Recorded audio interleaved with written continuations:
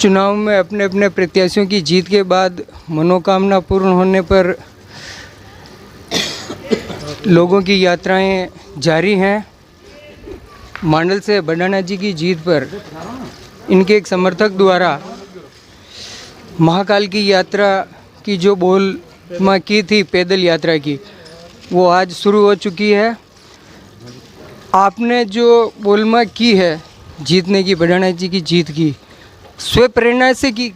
स्व प्रेरणा से की थी और सनातन धर्म के जो विरुद्ध थे उनकी सरकार को जाना था और सनातन धर्म के जो पक्ष में है, जिन सनातन की जीत हुई है, इसलिए हमने पहले लगभग 1 साल पूर्व ही संकल्प ले रखा था कि अगर सनातन विरोधी सरकार जाती है और सनातन के पक्ष वाली सरकार आती है तो हम महाकाल उज्जैन पैदल यात्रा करेंगे।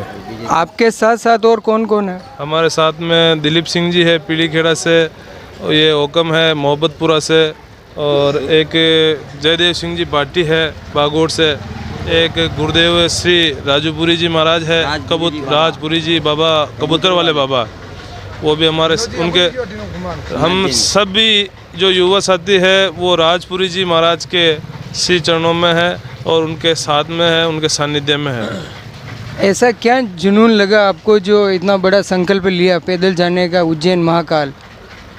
उज्जैन महाकाल सनातन धर्म की जीत हुई है और फुल बहुमत से सरकार बने राजस्थान में, इसकी मनोकामना पूर्ण होने पर हम पैदल यात्री उदयलाल बडाना जीते और पीतलिया जी दोनों के हम सभी युवा साथी वहाँ उज्जैन महाकाल के पैदल यात्रा जाएंगे।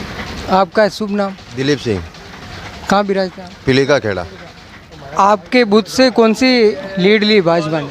उदयलाल जी बडाना बीजेपी। आप पैदल जा रहे हैं, कितने दिनों में पहुंचेंगे? 6 दिन में पहुंच जाएंगे। आपने मनोकामना की थी जीतने की? जीतने के बाद भाई साहब उदयलाल जी बडाना जीत जाएंगे तो हम पैदल आएंगे। ये थे हमारे दिलीप सिंह जो पैदल जा रहे हैं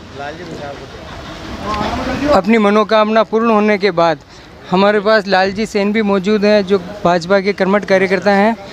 आपसे पूछना चाहेंगे, भाजपा की जीत हुई है, ये कार्यकर्ताओं का मनोबल आप किस तरह बढ़ाएंगे?